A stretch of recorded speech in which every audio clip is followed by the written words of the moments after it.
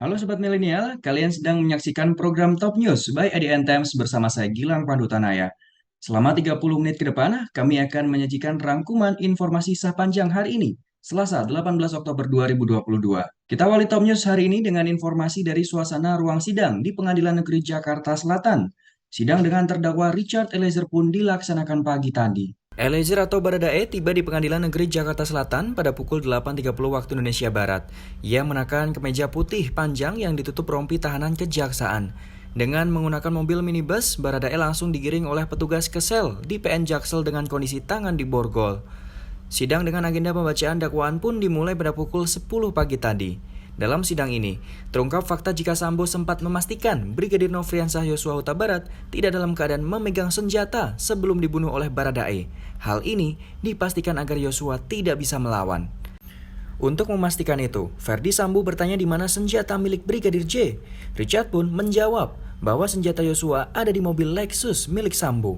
Kemudian Richard mengambil dan membawa senjata itu untuk dibawa ke lantai 3 lewat tangga dapur serta diserahkan ke Sambo. Masih seputar Baradae, dalam dakwaan yang dibacakan oleh penuntut umum, terungkap terdakwa Richard Eliezer ternyata sempat berdoa sebelum melakukan penembakan. Lalu seperti apa ceritanya? Kita simak dakwaan yang dibacakan oleh jaksa penuntut umum pada siang tadi di Pengadilan Negeri Jakarta Selatan.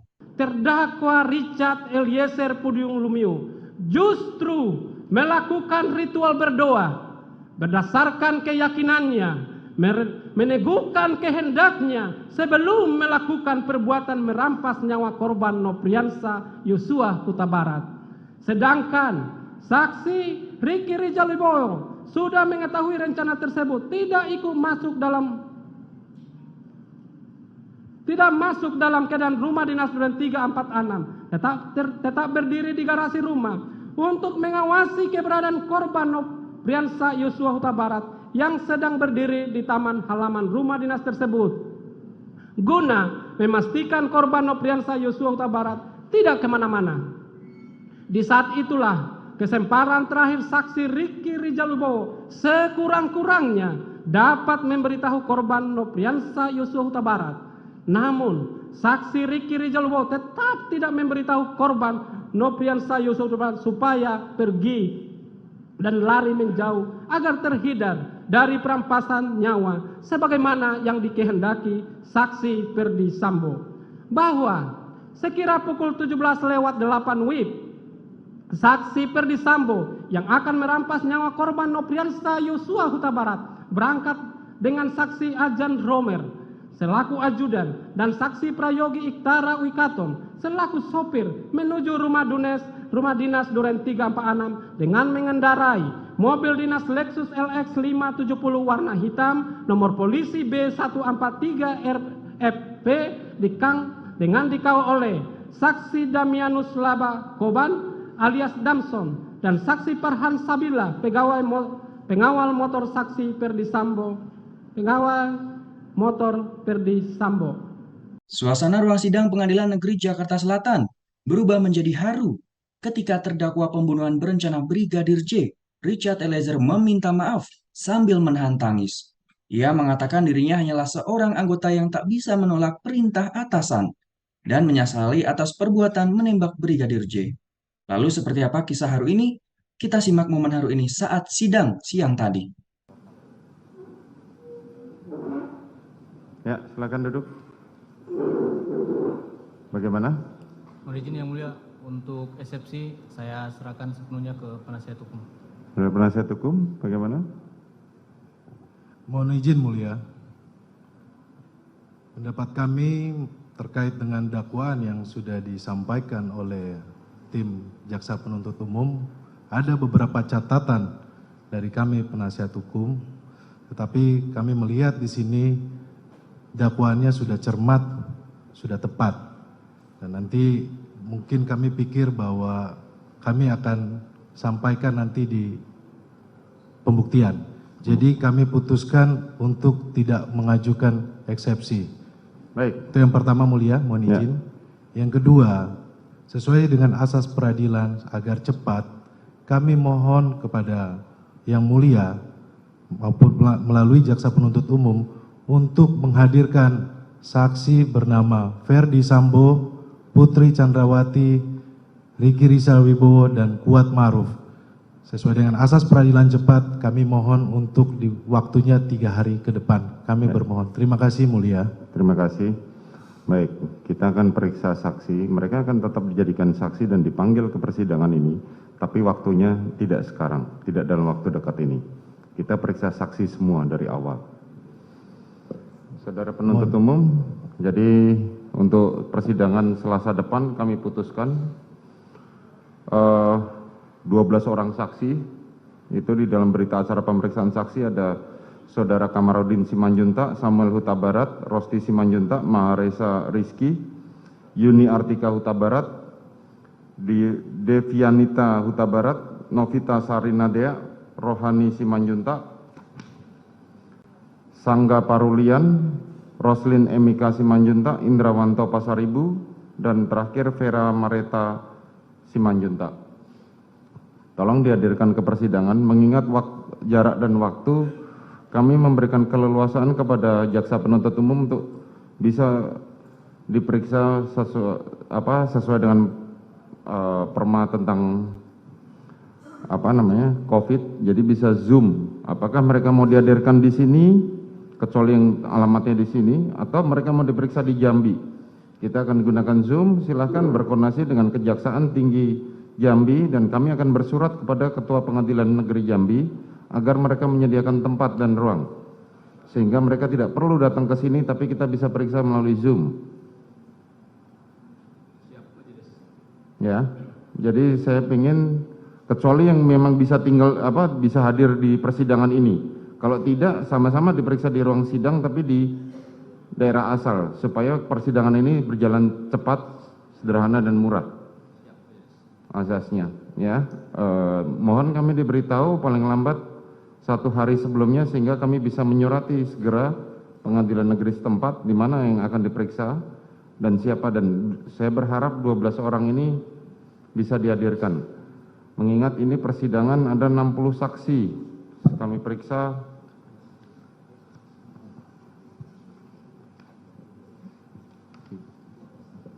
di dalam BAP itu ada 61 saksi. Jadi karena ini sifatnya kami melihat adalah sejenis, maka kami periksa bersamaan, atau nanti teknisnya kita lihat di persidangan satu-satu, atau kita periksa bersamaan karena mereka sejenis. Bisa, saudara penuntut umum?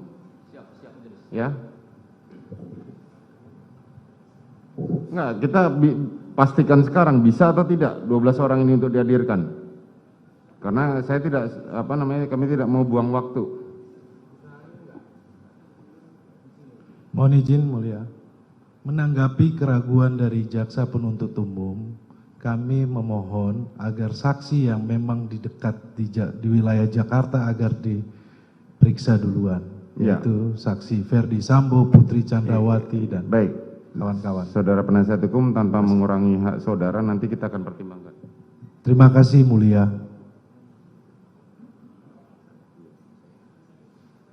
Karena di dalam KUHP yang diperiksa itu adalah korban atau keluarganya terlebih dahulu. Jadi kita dahulukan adalah korban dan keluarganya. Bisa, saudara jaksa penuntut umum? Siap, bisa majelis. Ya, 12 orang ini tolong dihadirkan, tolong dipersilakan siapa yang bisa datang ke sini, hadir di persidangan ini, dan siapa yang akan diperiksa di Pengadilan Negeri Jambi. Siap majelis. Demikian ya. Siap. Baik, kita akan tunda persidangan ini pada hari Selasa yang akan datang. Senin atau Selasa, Mulia? Ketua Majelis ya, siapnya ini siap apa? Jelaskan dulu. Siap hadir di sini saksinya atau siap apa ini sekarang? Baik. Pastikan dulu. Kita usahakan hadir majelis, namun kita kan harus komunikasi dulu dengan para saksi ini. Saudara jaksa penuntut umum, kami masih memberikan waktu 1 minggu. Relas panggilan yang bagus itu adalah 3 hari. Artinya 1 minggu itu kami pandang cukup buat saudara untuk menghadirkan saksi tersebut. Siap majelis, sebagaimana disampaikan oleh majelis tadi, berapa hari sidang mau dimulai, kami akan laporkan kepada majelis. siapa yang Sidang bisa akan hadir, kami buka siapa yang lagi, berkuat. persidangan yang akan datang pada hari Selasa tanggal 25 Oktober. Dengan agenda pemeriksaan saksi yang tadi saya sebutkan sudah 12 orang tadi. Ya. Baik, demikian yang bisa saya sampaikan kepada penasihat hukum dan penuntut umum. Baik, sidang perkara Richard Eliezer Pudiang Lumiu dinyatakan ditutup. Bentar Bang. Pak. Hormat dulu.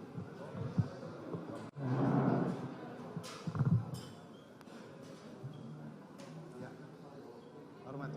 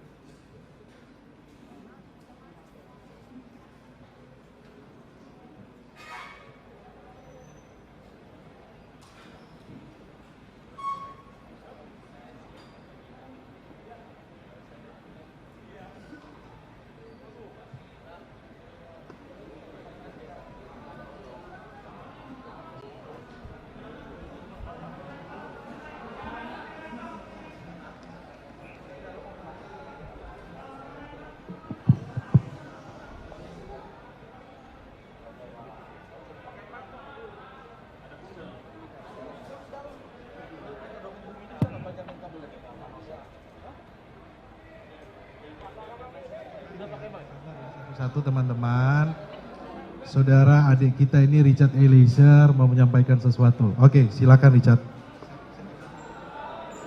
Mohon izin, sekali lagi saya menyampaikan turut berbelasungkawa yang sedalam-dalamnya untuk kejadian yang telah menimpa almarhum Bang Yos. Saya berdoa semoga almarhum Bang Yos diterima di sisi Tuhan Yesus Kristus. Dan untuk keluarga almarhum Bang Yos, Bapak Ibu, Resa, serta seluruh keluarga besar Bang Yos, saya mohon maaf. Semoga permohonan maaf saya ini dapat diterima oleh pihak keluarga. Tuhan Yesus selalu memberikan kekuatan serta penghiburan buat keluarga almarhum Bang Yos. Saya sangat menyesali perbuatan saya, namun saya hanya ingin menyatakan bahwa saya hanyalah seorang anggota yang tidak memiliki kemampuan untuk menolak perintah dari seorang jenderal. Terima kasih.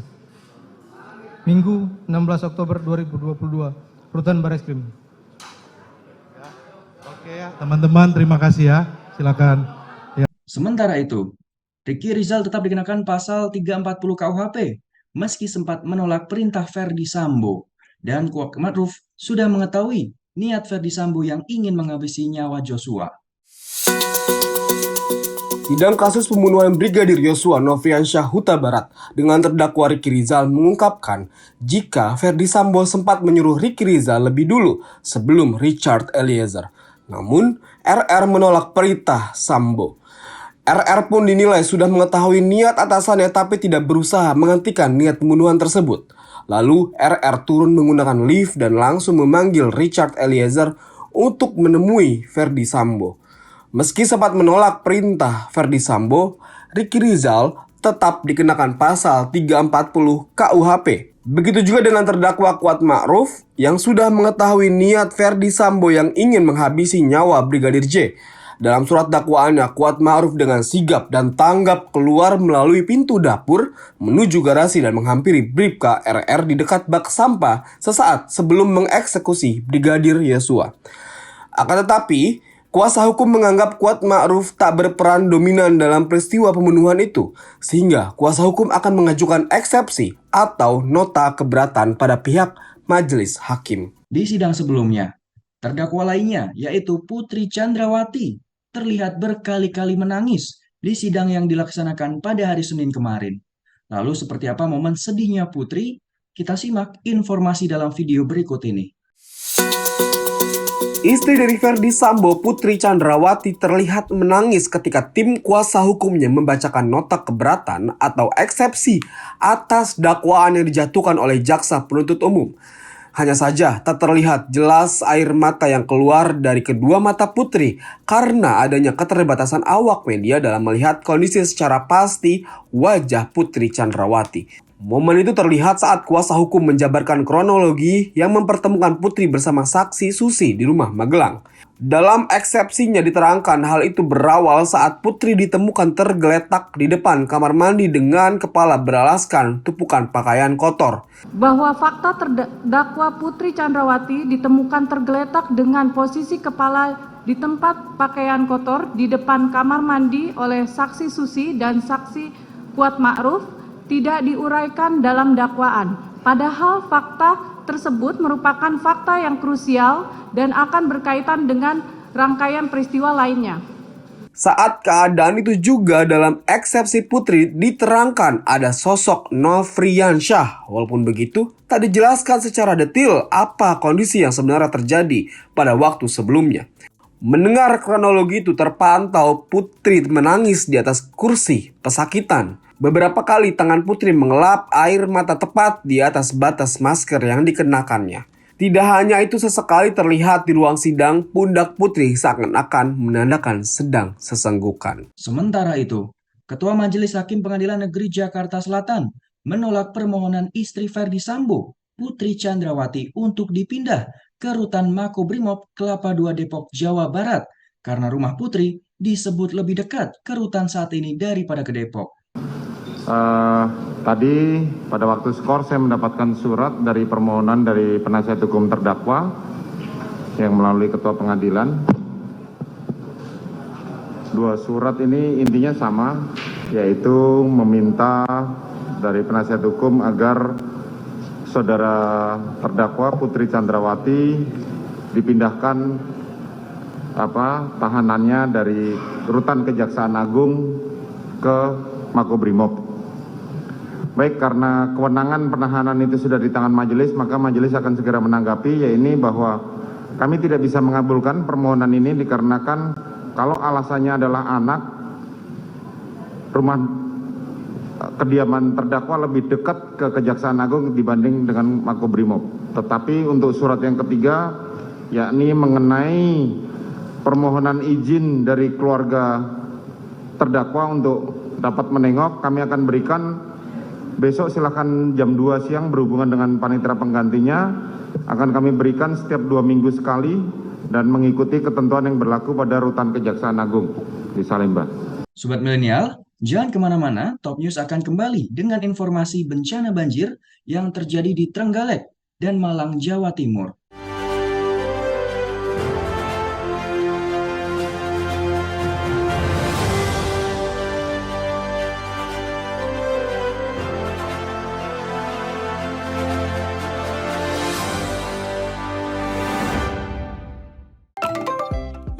Di IDN App, tonton live streaming kreator dan topik yang kamu suka, beri hadiah dan ngobrol dengan streamers favoritmu, bisa nonton sambil berkegiatan lain tanpa perlu langganan. Yuk download sekarang!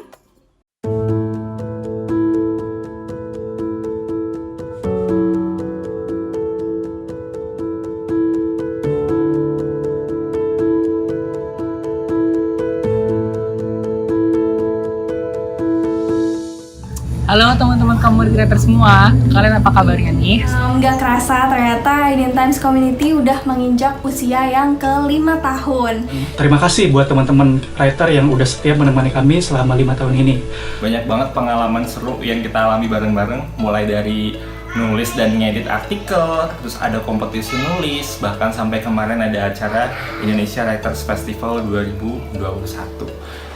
Aku apresiasi banget semangat dan ide-ide gila kalian bikin artikel itu, keren banget.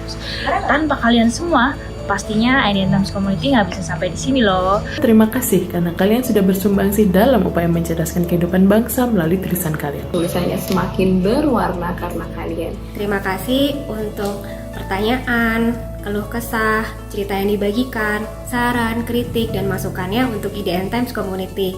Karena pesan dan kepedulian dari teman-teman ini jugalah IDN Times Community bisa sampai sejauh ini. Jadi kita bisa berbagi ilmu, terus bisa saling belajar. Jadi jangan mikir kalau komuter saja yang belajar, editor juga belajar banyak kok dari kalian.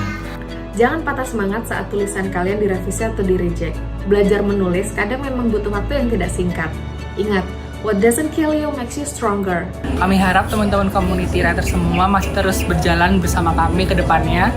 Teman-teman community writers IDN Times dimanapun kalian berada, tentu kita bersyukur bahwa kalian sudah menemani kami semuanya di IDN Times community writers selama 5 tahun terakhir.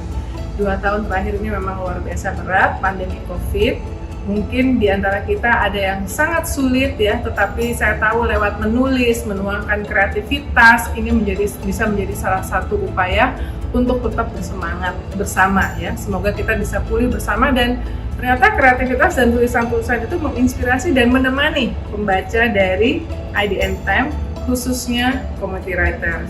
Jadi mari kita bersyukur dan mari kita pulih bersama, pulih lebih kuat. Selamat ulang tahun ke-5 untuk IDN Times Community. Let's create what matters.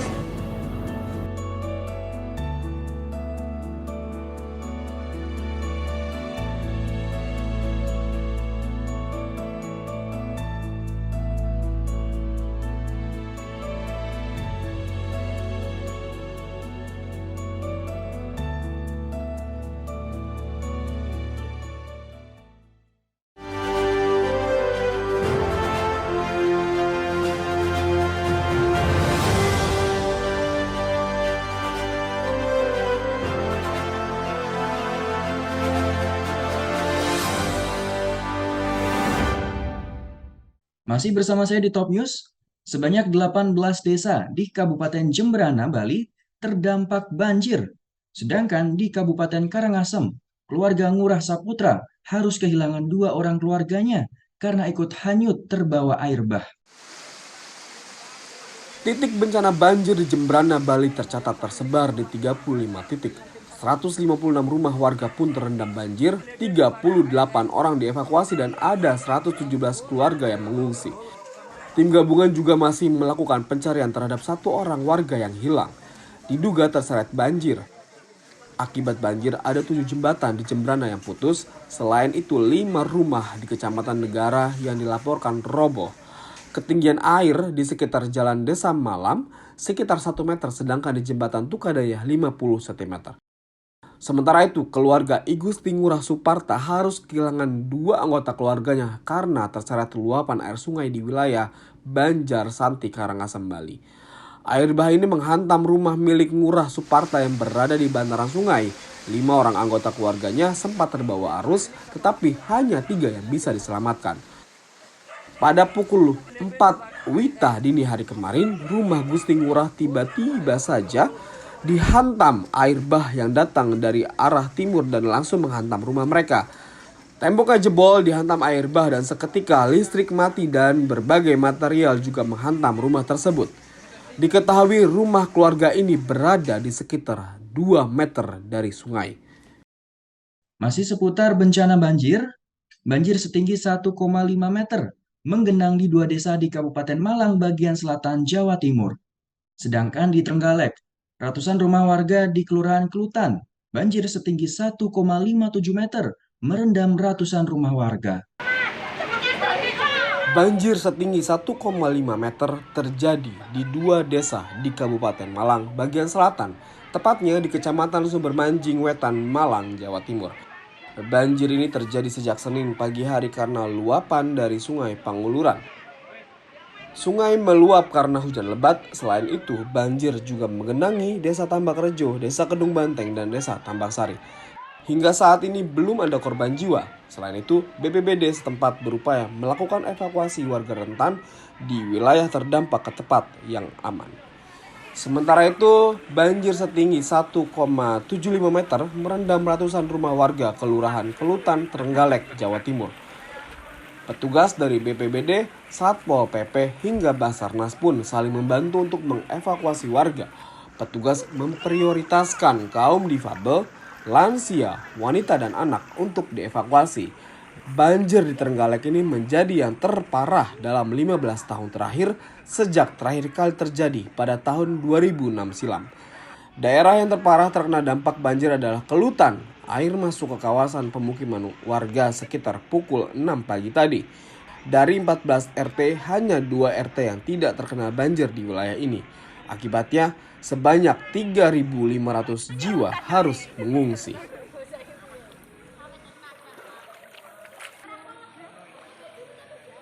Sobat Milenial, jangan kemana-mana. Top News akan kembali dengan informasi pertemuan Presiden Joko Widodo dengan Presiden FIFA Gianni Infantino.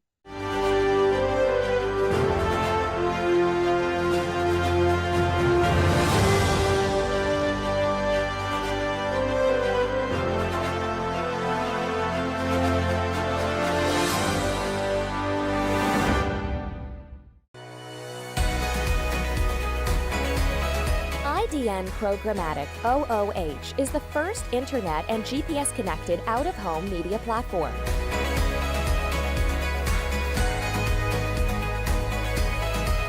Creating public-private partnership with the city we operate in, we utilize taxis and ride-sharing vehicles for distribution and scale.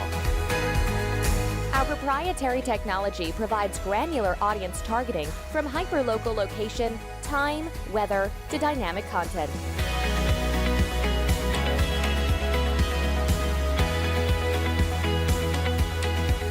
We bridge your digital life to real life.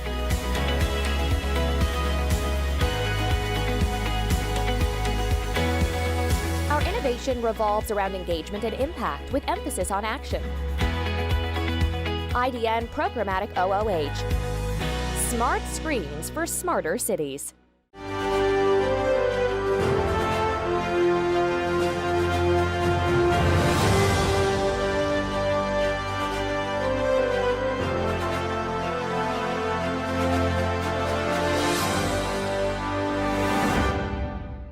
Terima kasih masih bersama saya di Top News. Calon Presiden Partai Nasdem, Anies Baswedan, saat di acara Nasdem memanggil, hari Senin malam kemarin mengajak masyarakat untuk aktif masuk dunia politik. Bagi perbaikan bangsa dan negara, dalam acara Nasdem memanggil, hadir Ketua Umum DPP Partai Nasdem, Surya Paloh, dan seluruh fungsionaris DPP Nasdem. Berikut kita simak pernyataan calon Presiden 2024 dari Partai Nasdem, Anies Baswedan. Ketika saya masih kecil, Mas Surya, saya membaca biografi. Nama-nama yang dibaca itu ada Soekarno, ada Hatta, ada Sahrir, ada Natsir, ada Saifuddin Zuhri, ada Wahid Hasim. Mereka bervariasi latar belakangnya. Tapi sesungguhnya kalau kita tanya, apa profesi mereka? Sesungguhnya mereka adalah politisi. Mereka adalah politisi. Tetapi kita karena pancaran idealisme, pancaran gagasan, pancaran perbuatannya, maka kita melihat mereka dengan rasa hormat. Mereka-mereka yang berkaya di berbagai bidang, mereka memilih untuk bekerja di wilayah politik. Mereka masuk di dalam wilayah pengambilan keputusan. Dan itulah sebabnya mengapa hari ini kita perlu memanggil orang-orang konsisten, orang-orang dengan kompetensi, orang-orang dengan integritas untuk masuk ke dalam wilayah politik. Bukan justru malah menjauhi wilayah politik. Saya pernah punya pengalaman di kampus. Tanya dengan mahasiswa yang sudah mau lulus, saya tanya, nanti kalau sudah selesai mau kemana? Terus dia jawab begini, saya mau bisnis Pak. Mau bisnis ya? Jadi saya tanya balik, apa tidak berminat masuk politik? Wah enggak Pak, ekspresinya cepat sekali, enggak Pak. Kenapa? Politik itu kotor Pak. Jadi saya jawab balik, kalau bisnis itu bersih ya?